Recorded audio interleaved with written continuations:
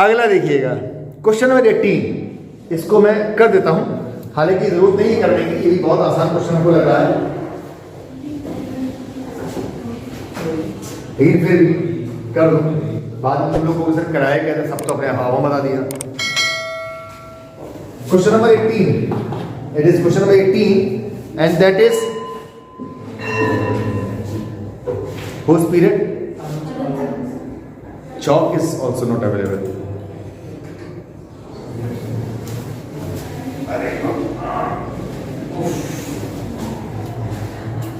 Exercise आदमी करना छोड़ दे तो बुढ़ापा जल्दी आ जाता है। हाँ क्या कह रही? हाँ सही कह रही है। क्या करें? आंवला आंवला खाएं।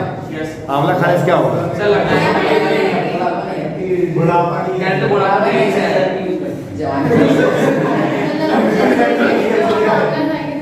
सर इंटर कन्वर्जन होता है बुढ़ापे से जवानी। अच्छा आज ही 2-4 किलो खरीद लाता हूँ। देखो इस क्वेश्चन को कल लगे हम लोग। अच्छा तुम लोग को तो जाना होगा। Okay give me few seconds. Question is e to the power tan inverse x upon 1 plus x square dx। Simple सा क्वेश्चन है। कितने स्मार्ट हो गए तुम लोग? किसको टी मानेंगे? tan inverse x को टी मानेंगे। क्यों tan inverse x को टी मानेंगे? Because we have the formula of e to the power x not of e to the power tan inverse x। तो इसका मतलब tan inverse x is taking the position of x। Yes no? तो tan inverse x को t मानेंगे, 1/1 plus x square पूरा adjust हो जाएगा। तो क्या कर लेते हैं? हम कर लेते हैं put tan inverse x equals to t 1/1 plus x square differentiate करोगे तो dx equals to dt आ गया। तो देखिएगा ये पूरा आपका dt आ जाता है। तो रिजल्ट आता है कितना? e to the power t dt and e to the power t का इंटीग्रेशन क्या होता है? as it is e to the power t plus c and t is tan inverse x, then we can have e to the power tan inverse x plus c। so this will be the solution of this condition. It is clear now? Yes sir. So till 18th question we have solved and now let us see the next few more questions। ठीक है? then we complete। okay देखो तो क्या मैंने बताया कि इस case में साइन इनवर्स x का फॉर्मूला हमारे पास नहीं होता है इंटीग्रेशन में, तो हम लोग उसको t मान लेंगे। ठीक है? जिसका फॉर्मूला नहीं है उसको t मान लेंगे। तो साइन इनवर्स x को आप t मानिए कि put t equals to sine inverse x। ठीक है? And now differentiate then you will get dt equals to 1/1 minus x square dx you will get। okay so now you can say this portion as dt, so we can write this working sin inverse x equals t, so we can put t here, it is t upon and not upon and it is only dt, so your result will become t square upon 2 plus c and what is t? T is sin inverse x, so we will put the value here sin inverse x whole square upon 2 plus c। so this will be the answer। it is clear everybody? very good। see the next question। next condition is 2 cos x minus 3 sin x upon 6 cos x plus 4 sin x। very easy question। मैं बता देता हूँ एक बार ये easy क्यों है, मैं क्यों इसको इजी कह रहा हूँ। Next question number 24। it is question number 24 and this is integration of 2 cos x minus 3 sin x minus 3 sin x upon it is 6 cos x plus 4 sin x। 6 cos x plus 4 sin x dx। this is our question। yes or no? so we have to integrate this one। the question is not tough but देखने में थोड़ा सा हो सकता है maybe possible, it will be looking little bit difficult कि यार कैसे होगा sin cos। तो this is not a tough question, very easy। थोड़ा सा दिमाग देंगे, थोड़ा सा ध्यान लगाएंगे, दिमाग लगाएंगे तो I am definitely sure you can find out the answer and you can find out the solution of this question। easily. See, we have to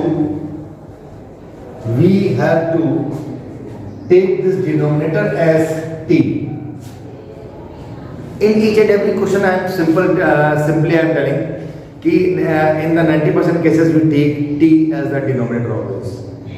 ठीक है, हमेशा d को ही हम लोग डिनोमिनेटर को t मानते हैं, ठीक, क्योंकि 1/t सिंपल है तो log t आंसर आ जाता है. बहुत ही कुछ केसेस होते हैं, जैसे one question I told sin inverse x upon root 1 minus x square I think, ठीक है, वन और two question before I told this question, तो उसमें sin इनवर्स x का फॉर्मूला नहीं था, लेकिन मैटर है कि फॉर्मूला नहीं होना चाहिए. अब इसमें हमारे पास डिनोमिनेटर को अगर हम देखें, simply we can find out we have the answer of this one, ठीक है, बट ये डिनोमिनेटर में है तो इसका सॉल्यूशन नहीं मिलेगा. ये यही डिनोमिनेटर में होता, तो अगर ये क्वेश्चन ना होता, सिंपल ये डिनोमिनेटर होता, काम खत्म हो जाता, कोई बात नहीं थी. लेकिन यहाँ पर प्रॉब्लम क्या आ रही है कि यहाँ पर डिनोमिनेटर आपके पास मौजूद है, तो आप उसको ऊपर वाले को भी सॉल्व नहीं कर सकते हैं, तो आपका काम पहले डिनोमिनेटर को रिमूव करना है यहाँ से, ठीक है. तो हम क्या करेंगे, put 6 cos x plus 4 is sin x equals to t, and now differentiate. देखिएगा बहुत डिफिकल्ट नहीं, इजी कंडीशन है. आप शायद दिमाग में ये चीज है कि यार ऊपर 2 और 3 है, वो कैसे एडजस्ट होगा. तो सिंपल देखिएगा, अगर आप यहीं से 2 कॉमन कर लेंगे 6 और 4 में से, then you will get 2 and 3, ठीक है. तो वो सेम कंडीशन आपकी आ जाएगी अगर आप नीचे वाले को t मान रहे हो तो. देखिएगा इसको अगर हम लोग डिफरेंशिएट करते हैं तो 6 और cos x का minus sin x, it is minus sin x plus 4 sin x का इट इज cos x, है ना. And now equals to dx equals to dt. तो simple this is, and now we take the 2 common from here.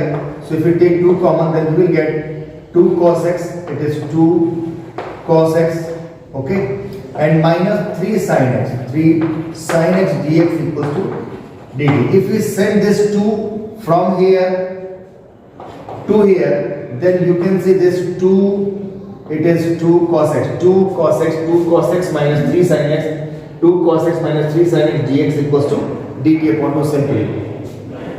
So it's when we put it here equals to integration of, it is dt upon 2.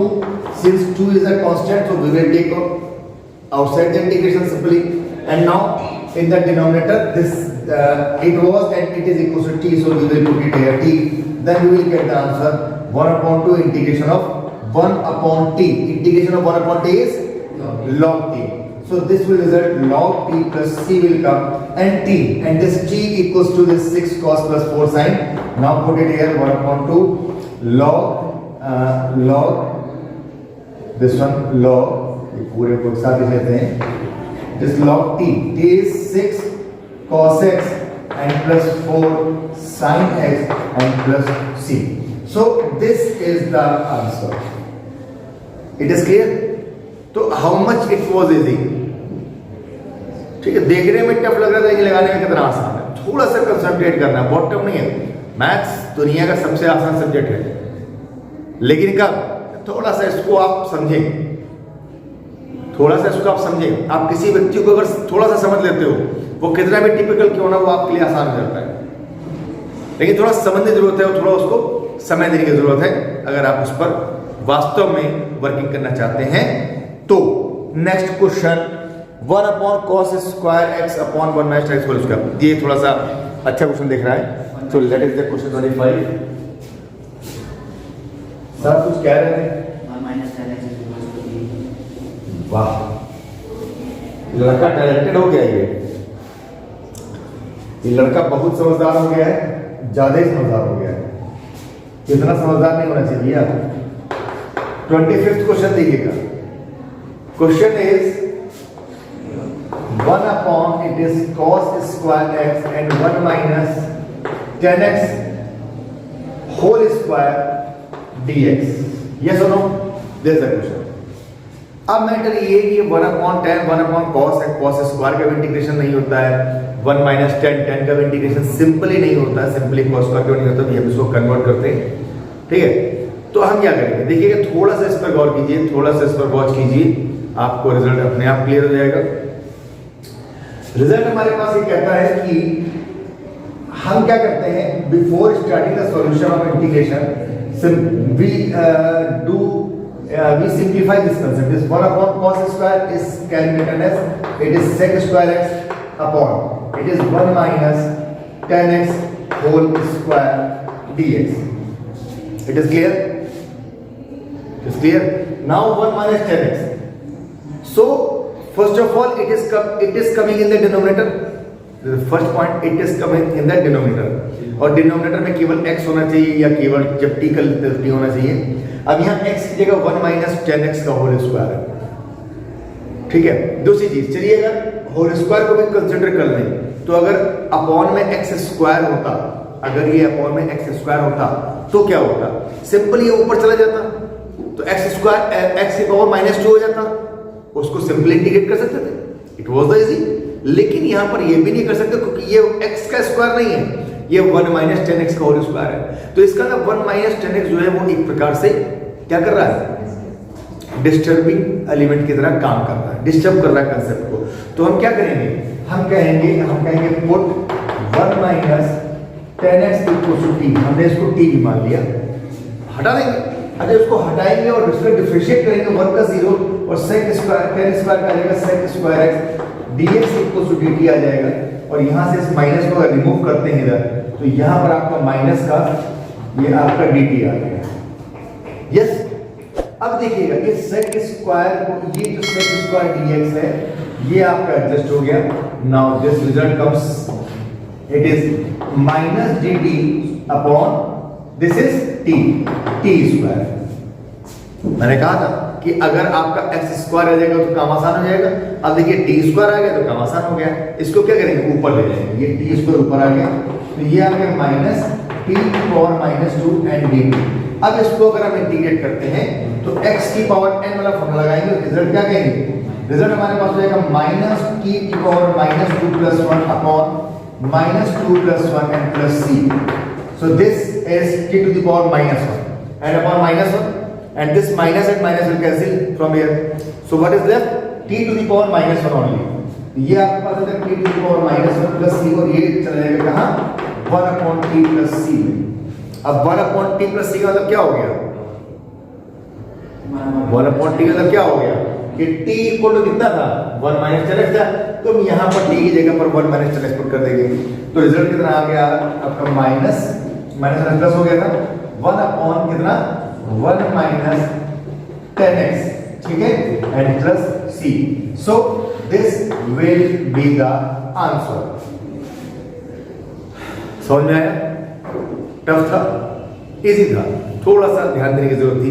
तो हम लोग देखते हैं next question. बहुत आसान है, मैं सिर्फ इस क्वेश्चन को हिंट कर रहा हूं, बाकी आप सब लोग अपने आप लगा लेंगे, कोई दिक्कत नहीं होगा. Question number 26. It is integration of cos root x upon root x. तो क्या मुझे बताना पसंद करेंगे कि इसमें क्या स्पेशल है और क्या कर सकते हैं? What is special in this question and what we can do? हम रूट x को t मान लेंगे. अब ये ना पूछना कि सर नीचे वाले रूट x को मानेंगे ऊपर वाले को मानेंगे, दोनों सेम है. या सुनो, दोनों ही सेम है ना, तो इसका मतलब किसी को ही मान सकते हैं. ठीक, तो हमने रूट x को t माना, इससे मतलब ही नहीं कौन सा माना. अगर आप रूट x को t मानेंगे और जब डिफरेंशिएट करेंगे तो आपका आएगा 1 अपॉन 2 रूट x आ जाएगा. तो इसका मतलब 1 अपॉन 2 रूट x, ये रूट x एडजस्ट हो जाएगा आपका dx के साथ में. इस वाले रूट x को हम डिस्टर्ब नहीं कर सकते हैं. क्यों? क्योंकि ये वाला हमारे पास एंगल के फॉर्म में है, ये अलग नहीं है. इसीलिए बोलते हैं कि यूनिटी जो होती है बहुत अच्छी होती है. देखिए ये अकेला है तो इसको हम लोग क्या कर रहे हैं? ये अकेला है तो उसको हम लोग क्या कर रहे हैं?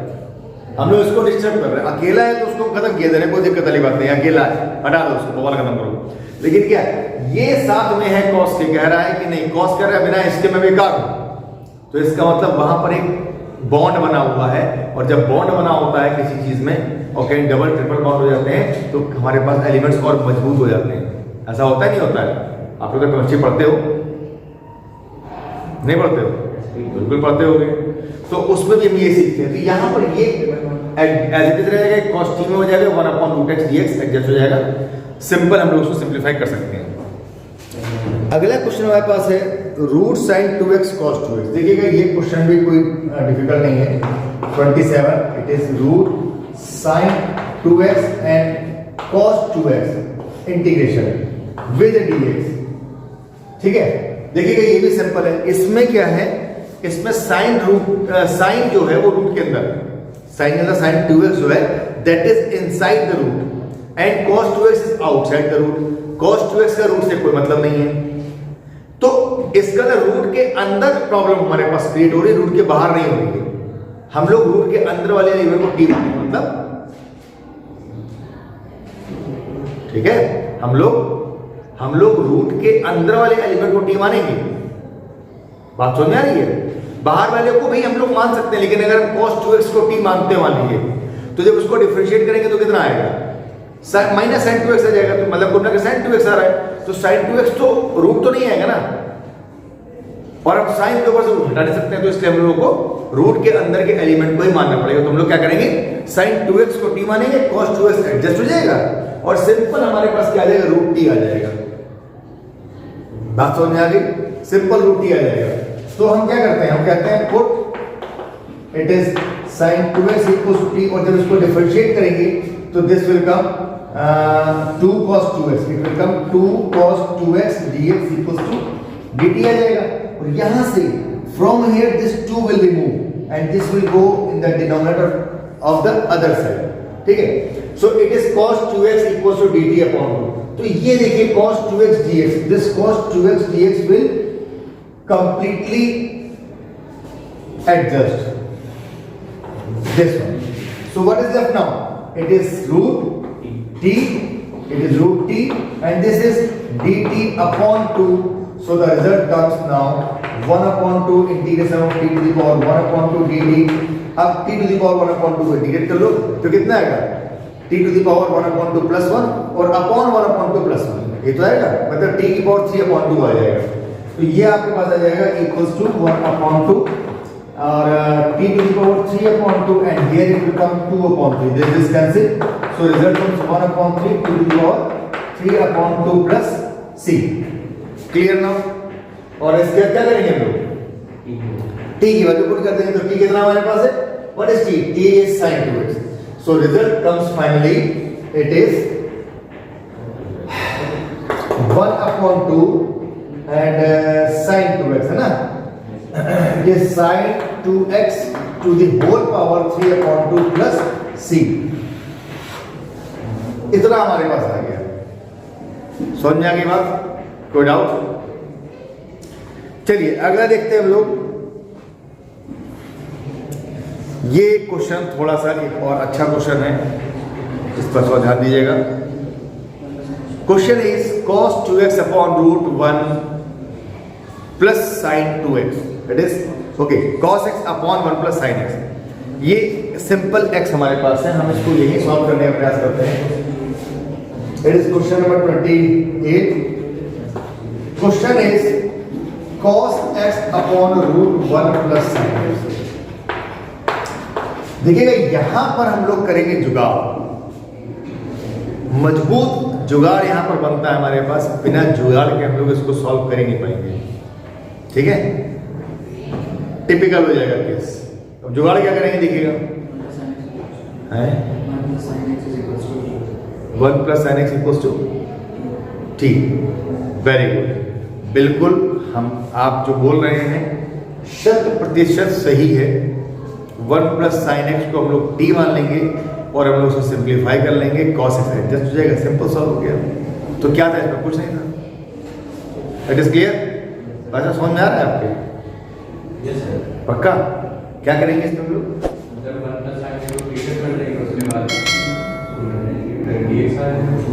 उसको डिफरेंशिएट करेंगे, dx आ जाएगा, dt आ जाएगा।